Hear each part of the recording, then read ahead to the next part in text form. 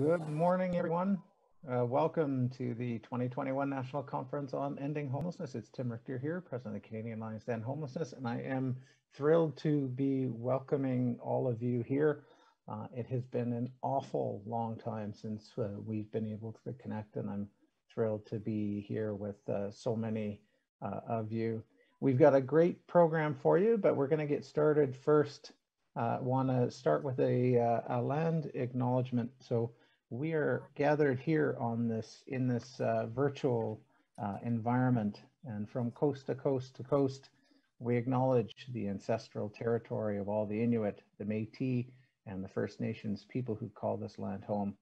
We recognize the historic and ongoing impacts of colonization and are committed to decolonization of our systems and ongoing reconciliation, guided in our work by the United Nations Declaration on the Rights of Indigenous Peoples, the Truth and Reconciliation Commission calls to action, the Missing and Murdered Indigenous Women and Girls calls to justice, and the Principles of Empowerment and Self-Determination. I'm joining the conference here from my basement in Calgary.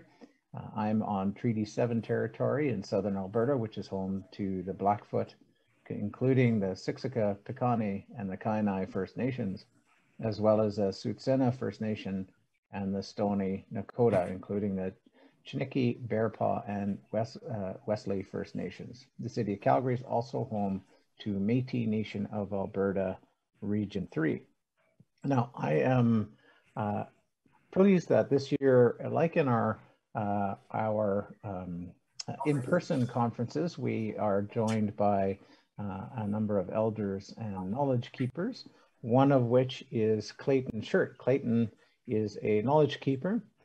He's with the Wakanbinis Bryce Institute for Indigenous Health, the Dalai Lama School of Public Health at the University of Toronto Health Sciences. And I'm pleased to welcome Clayton to offer an opening prayer. Clayton? All right, Miigwech, brother. I'm just saying good morning to my relatives out there in cyberspace. I will say that. So thank you for allowing me to be here. I'm happy to be here. I'm happy that you're all here. My name is Clayton Shirt. I am originally from Treaty 6. My spirit name is Running Wolf. So I'm going to speak in this language. I am a Cree, Potawatomi, bit of Irish there somewhere, all of this. And I live here in Toronto. I'm very happy to be here. I'm happy to say this prayer, this traditional opening in this language. And I'll just say this about this. There, like, as we're all here, I'll just point this out. There's many views. We all come together. Maybe there's that religious view. There's that agnostic view. There is that atheist view. There is that spiritual view. But the whole point of this traditional opening, as I've been taught, is just to remind each other, remind ourselves that who we are, the people. We are the human beings before we're any of those things: race, gender, class, citizen, age, etc. They're all secondary. So traditionally, our ceremonies remind us of this. So we come together and just picture, we're in this circle, and in this virtual circle, we all come together as the people, and we acknowledge this. So usually they get somebody with tremendous wisdom and knowledge to do that. So, but they got me today, okay?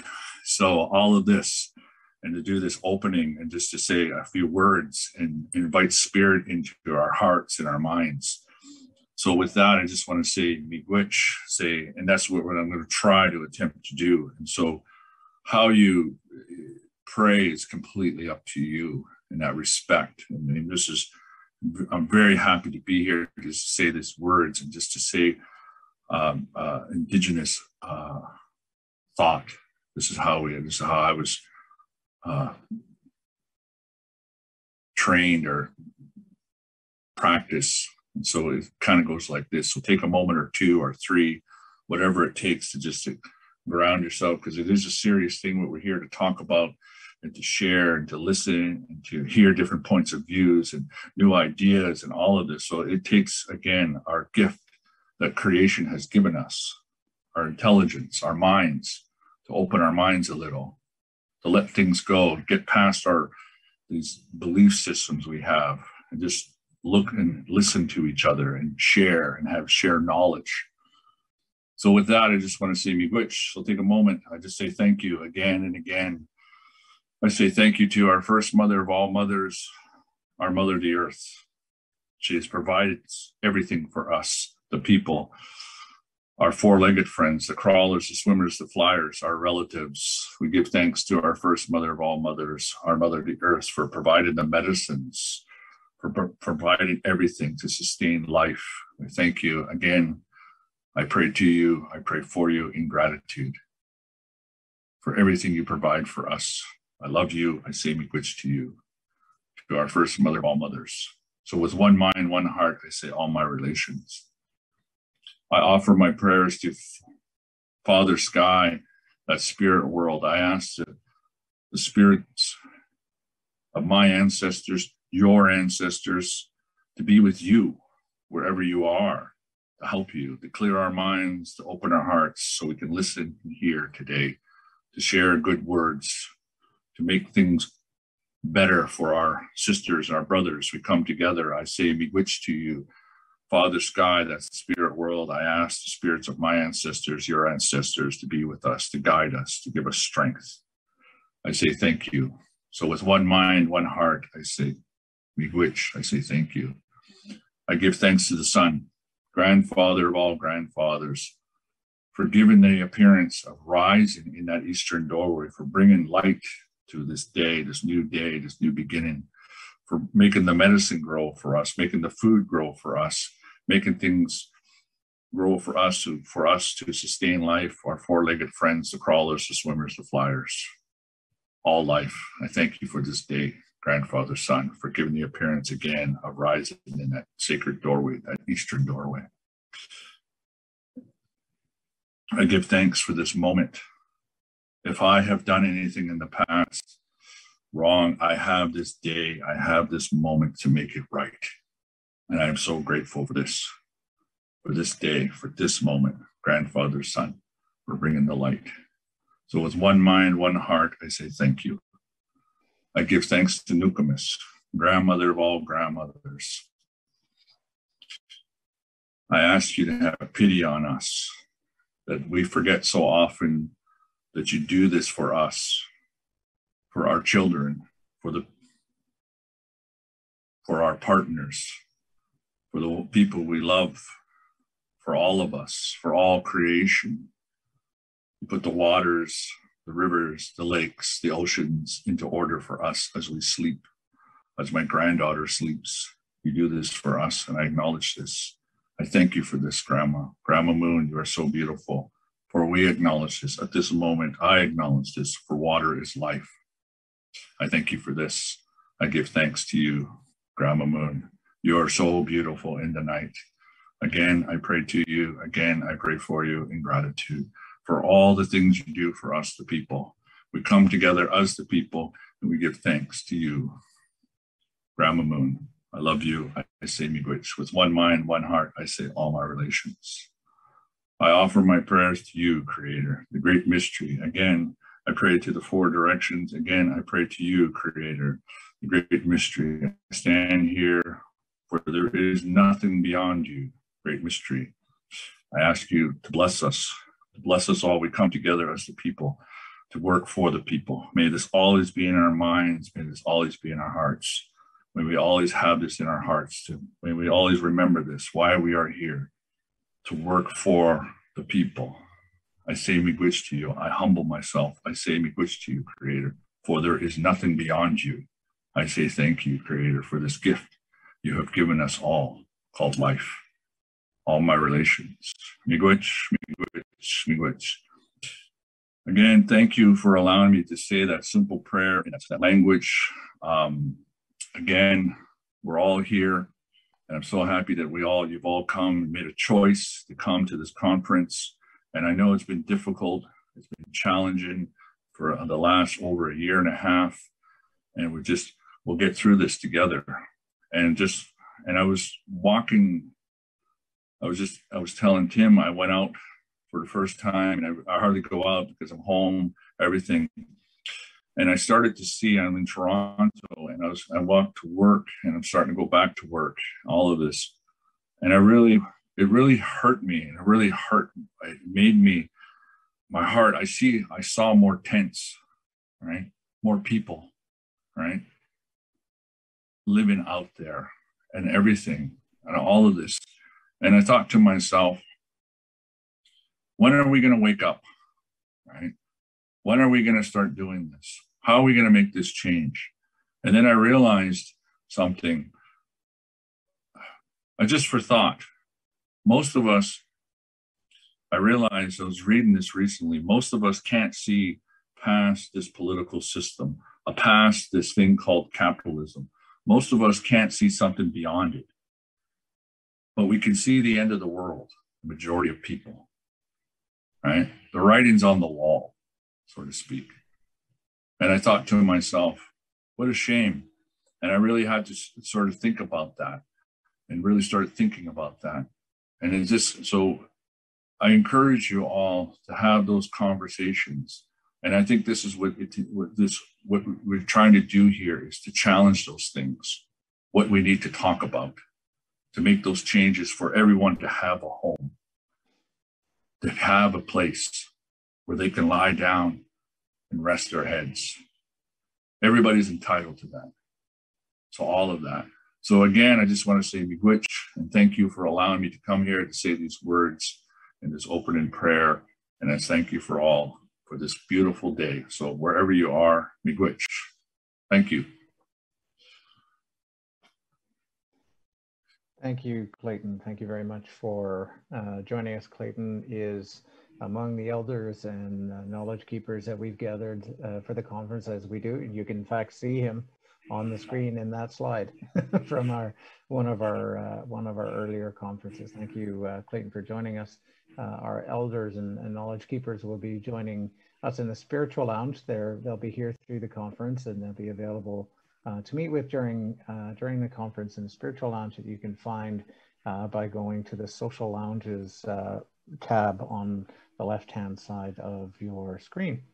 So I want to talk to you a little bit about the state of the movement today, and how I see that we are, I think, in a challenging and dangerous, but I think hopeful time. You know, we've been over the last just about 2 years now, we've been dealing with multiple compounding crises of poverty, housing, overdose, and the pandemic. And I'll be honest, it has really kicked the hell out of the sector.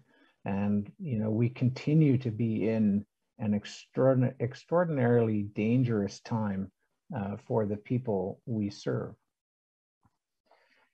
But we also know that we can see that the impact it's having on all of you, especially those of you that are working on the front lines of homeless services in the shelters, working with folks in encampments, working in housing programs, housing first programs, and elsewhere in the system. We know that from the beginning of the pandemic, in the study we're showing here from the Center for Addiction and Mental Health in Toronto, and Dr. Nick Kerman and others, that 80% of frontline workers are reporting a decline in mental health. Over 40% are reporting elevated post-traumatic stress. Substance use increases. 1/3 are showing moderate or severe symptoms of anxiety and depression. And this is even more acute among younger service providers. And so we see the impact that this is having on you, which makes this indeed a very, very challenging time. But it's also extraordinarily challenging and dangerous for the people we serve. We know that people who are experiencing homelessness are more likely to catch COVID, are 20 times more likely to be hospitalized with it, 10 times more likely to receive intensive care, and over 5 times more likely to die within 21 days of a positive test. And now you take this pandemic and layer it upon the housing crisis, upon poverty, upon pre-existing poor health, upon overdose and risk. And now, of course, like every year, we're facing a winter, and you have the recipe for what is a very challenging situation. You know, it's a dangerous time for not only for the people we serve, but it's a dangerous time for our movement. You know, as we've seen homelessness being pushed out into the open, and more people experiencing and interacting with homelessness, you know, there's governments and others, and the communities are pushing governments, and they're under pressure. And some have resorted to measures that are regressive, that are ineffective, and that are cruel. And they've been pushed to do that, or have chosen to do that, frankly. And we as a sector need to stand up against these kinds of measures. But that danger continues. So there's growing pressure to expand on these measures, to take steps just like we saw in the previous slide. And that pressure is only going to increase as the impact of the pandemic begins to be felt across the country. And we are going to have to stand up to those voices and show a better, more effective, and more humane response. This newsletter that we're showing is just an example, but this comes from a conservative, small c conservative news site. And just saw it just yesterday as we're getting ready for this. And so there's a growing, I think, pushback even against the approach that we've taken, or people wanting to go further back into those other measures. But sorry, this slide went ahead on me. However, this is also why is my slide moving here? Sorry, if we can get the slides back on there. They were moving on their own, they're possessed. So it's also a very hopeful time, right? You know, we've had successes over the last several years that we wouldn't have dreamed possible even a decade ago. We have a multi-billion-dollar national housing strategy. If you think back, you know, for those of you who are in Toronto, think back to the days of the tent city in the 90s, and the calls for homelessness to be declared a national emergency, and advocates were asking for a national housing strategy. Well, we have a national housing strategy today, a multi-billion-dollar federal investment. It ain't perfect, but you know, 10 years ago, many of us wouldn't even have imagined that this would be possible. We have in Canada now a legislated right to housing, something, again, wouldn't have dreamed possible even a few years ago. We have people with lived experience of homelessness engaged in policy and program development in a way that they weren't even a few years ago. And we see strong and sustained public support for housing investment and ending homelessness in a way that I don't think, well, that frankly, I was even surprised at how strong that support is.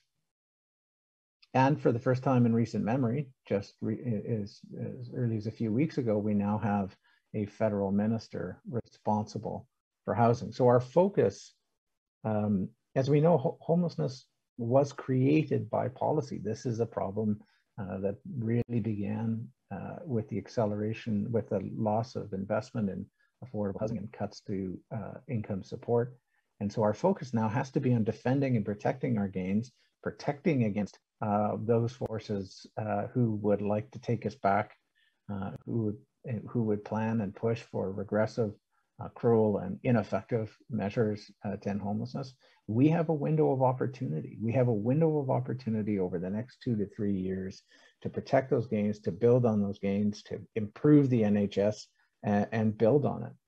And that's going to be a big focus for the Alliance over the next few years, is getting you the resources you need to get the job done in your community.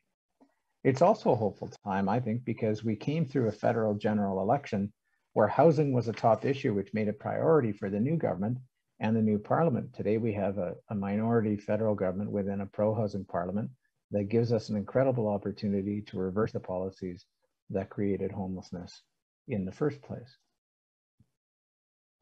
And, you know, I think most importantly, and despite the pandemic, despite all the challenges that we've been facing and that you've been facing, despite a pandemic, a housing crisis, overdose epidemic, and more, despite limited resources and a sector taking a beating, there's been some really incredible progress on the ground. We see significant, measurable reductions in homelessness in communities around the country. There are 10 communities right now that have made measurable reductions in chronic homelessness. Communities that are within striking distance. And I mean, by being within striking distance, there are communities that within the next 12 months, and multiple communities, several communities, that will end either or both of chronic or veteran homelessness. So this is a hopeful time and progress on the ground, despite the fact that, you know, there's no denying there's pressures of new people becoming homeless because of the pandemic. There's worries about a COVID-related wave of homelessness coming. But there are important and noteworthy and hopeful signs of progress on the ground. But all of this, all of the progress we're making is down to you. You know, you're the heroes in this story, not the government, not the Canadian Alliance, not anyone else, all of you. You kept people safe through the pandemic and kept the crisis from becoming a catastrophe. Think back to February, March 2020. Like, we knew that we saw a pandemic was coming. We began to see a pandemic was coming. We had no resources, didn't have much, there was no plans, no one was ready to deal with an event of this scale. No one was ready to take huge shelters and half their capacity, put in place public health protections and all of that with little or no support from public health. You made sure that happened. You provided care to people in the encampments. You pushed back against those that would criminalize people experiencing homelessness. You made sure housing was a top issue in the election and a priority for the new federal government. You did the hard, grinding work of ending homelessness that got the results despite the pandemic. You are the heroes of this story, and I want to make sure that you know that. And I'm hoping that, you know, there's 1,400 people here joining us today, and many thousands others of your peers and colleagues in the sector. And I hope that you come away from the next couple of days and this conference knowing that you're not alone. I want you to know that you're not alone, that you're part of a strong and growing movement. And I want to say on behalf of the Alliance, on behalf of the people in this room, millions, and I mean millions of Canadians who are connected to homelessness in one way or another, that we see you, that we know what you've done, we know what you've been through, we know what you're going through, and we're with you, and we will do what it takes to support you in that work. I want to just wrap by saying, you know, despite the challenges and the dangers we face, we're in a moment of opportunity where real gains are being made in policy and in funding, and most importantly, on the ground. But we're going to have to really dig deep as a movement together in order to make progress, in order to protect our gains, in order to build on our gains and make progress. But as a movement, we are stronger than ever, and we're going to get it done. So I want to say thank you to all of you who have done so much for so long, largely on your own. I want you to know that you are not alone. So we are now going to get ready to send you off to your concurrent sessions. A couple of things. I've got a few bits and pieces about the conference that I wanted to share with you before we send you on your way. The concurrent sessions are going to start at 15 minutes after the hour, so it's 15 after 11 for those of you in the center of the country in Ontario. If you need help with navigating the platform, check out the introductory video that's in the lobby. So top left on the navigation bar on the left-hand side of the screen, you just click on that or check out the frequently asked questions. I want to make sure that we thank our sponsors, the Home Depot Canada Foundation, who has been with us from our very first conference in 2013. Special thank you to the Home Depot Canada Foundation. Our friends at Reaching Home in Employment and Social Development, soon to be Reaching Home in Infrastructure Canada, the Ministry of Housing, and Veterans Affairs Canada. Thank you to Veterans Affairs Canada. You can filter the program that you see in the system here, so you can see only the sessions in a particular screen, a particular stream, by clicking on the box beside the stream name. You can add sessions to your itinerary by clicking on the star beside the add session on the top left corner of each session tile. You please engage in the conversation. I mean, it kind of, well, I would far rather be seeing you all in person, you know, but we're here in a virtual environment, but we do have an opportunity to connect, and this may actually be a really good way for us to chat with each other. So when you're in your concurrent sessions, please ask questions in the Q&A function on to the right of the presentation, or start a conversation in the chat. Make sure you feel free to engage in, there's a chat, social connection, social chat function on the left menu bar that you can talk to me or anybody else. You can chat directly with other participants. There's over 1,400 of us. You're going to bound to find some of your friends here, people you want to meet. Feel free to reach out. Visit the social lounges. We have got 4 social lounges on the go, so they basically work like breakout rooms in a Zoom meeting, and you can jump in and jump out. We have a lounge with the Women's National Housing and Homelessness Network. There is a lounge with the good people from Reaching Home. The Canadian Lived Experience Leadership Network is hosting a Lived Experience Lounge, and I'm pleased to say this year we were able to welcome about over 70 people with lived experience to come on scholarship. Thank you very much to all of you. You have engaged here as well, and we also have the CAEH21. We have a game as well that you can play on that on the left-hand side. So basically, the more you engage, the more chances you have to win. Winning the game means that you are entered to win a complimentary registration to the CAEH22 and the chance to win one of 5 signed copies of Tanya Talaga's new book, All Our Relations. And remember to refresh your browser often to make sure you stay up to date. And the link you use to access the program is still going to work after the conference, and the sessions are recorded for the next 3 months. And at 12:30 Eastern, we'll be joined by our keynote, Andrew Bazzari, who is the Executive Director, Social Medicine and Population Health, University Health Network.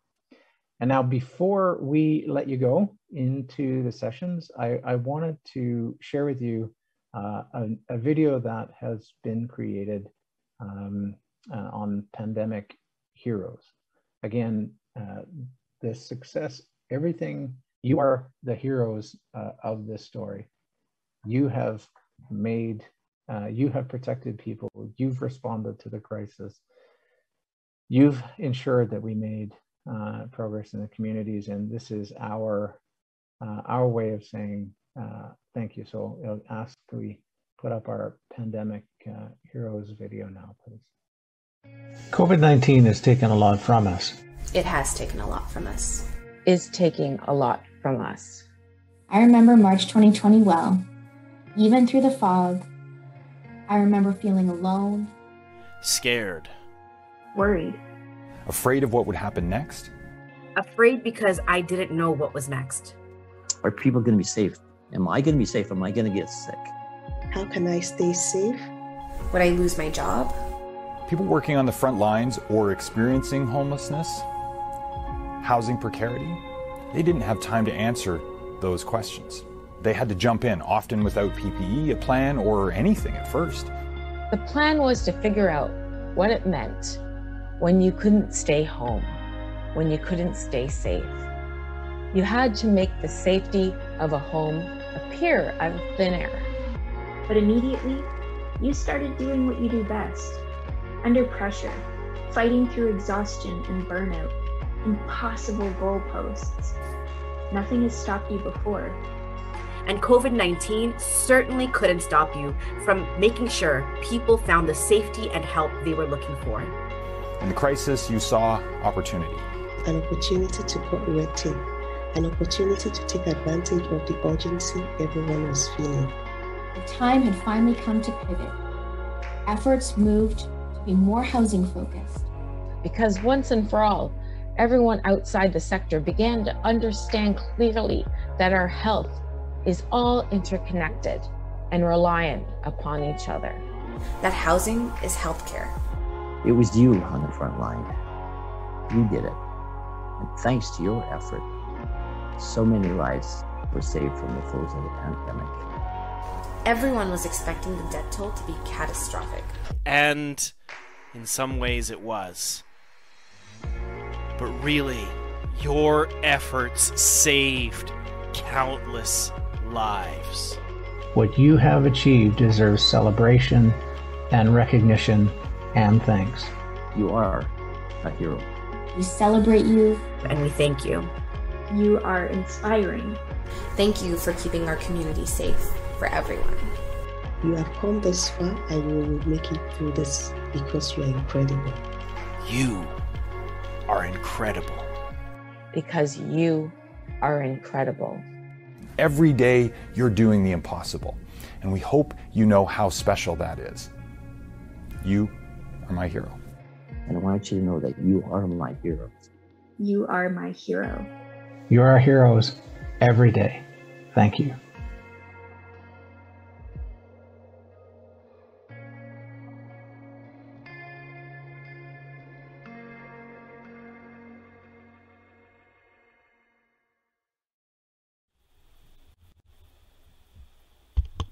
Thank you all. As we said, you are our pandemic heroes. And with that, we have 10 minutes before the beginning of our first set of concurrent sessions. I invite you to take some time, chat with your colleagues, and move to your concurrent sessions. Thank you all very much. Have a great day. We'll be back here at 12:30 Eastern.